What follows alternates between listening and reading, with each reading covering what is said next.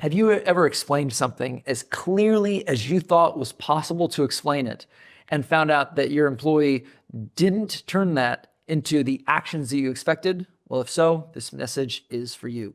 In this video, I'm going to tell the story about how I instructed one of my employees to treat a customer and assumed that he would understand all the implications of that suggestion, and how I was completely wrong and what I then mapped out I would do about it to fix it. If you don't know who I am, my name's Luke Murray. I have been a former physician, an entrepreneur for about 20 years. During that time, I've done about $100 million in revenue. I currently have a portfolio that does about $3 million a year, and I make these videos because I would like to have ambition without the bullshit, and I'm hoping you would too. Let's go ahead and go to this meeting, and then I'll wrap it up at the end. I'll give you one other example. Austin has the thing on her face. And I was like, hey bro, if you came into the bedroom and your sister had a thing on her face that was cramming air and she woke up, what would you say? And so I was like, you'd ask, what the happened? Why do you have this on? Are you okay? How long has it been going on? Like, you would have a lot of questions. He struggled to even do that. So I sat down. So I went and I sat him down. I sat her down. I said, what's going on? She said, I'm sleepy. I just waited for Austin to say shit. I was like, I'm standing here serious. I was like, sister, what if she was your sister? Not listening as much. And he's like, how you feeling? I'm like, you wouldn't ask that.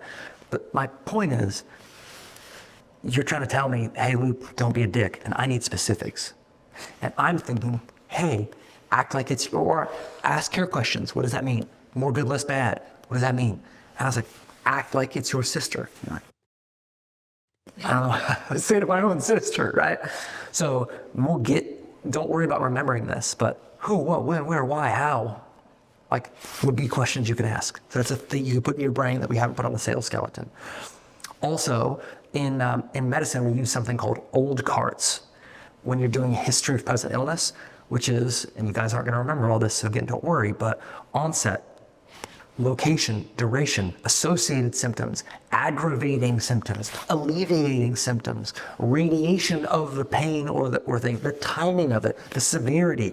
So like, I can't just say, like, more good, less bad, ask her questions, treat her like it's your sister. I gotta be like, onset, location, duration, character, alleviating, aggravating, or like who, what, when, where, why, how. And so I wasn't even trying to do that. That just comes naturally to me. Just like for some of you guys, you could just walk into a room and like make friends, or you could just walk up to a fucking basketball goal and just shoot. I've got to break it down into micro behaviors with specific wording so that you can replicate me or your own version of me, which, by the way, guys, I want y'all thinking about that. Because you're all-stars, but like, you know what's more valuable than an all-star? An all-star maker. So as you can see, I thought that by saying, hey, imagine that you walked into the room and your sister had an oxygen mask on, what would you say? I could not imagine in a million years that he would struggle to come up with questions. Now, this particular employee is pretty socially anxious. I mean, I'm a super intense person, so I'm right there. But I thought I was just making it so easy. But what I needed to do is to break down, and I will go back in and teach these things point by point, but who, what, when, where, how, why, who gave you that mask? What is it for? When did you put it on? Why did you put it on? Where do you have any kind of pain? How does it work?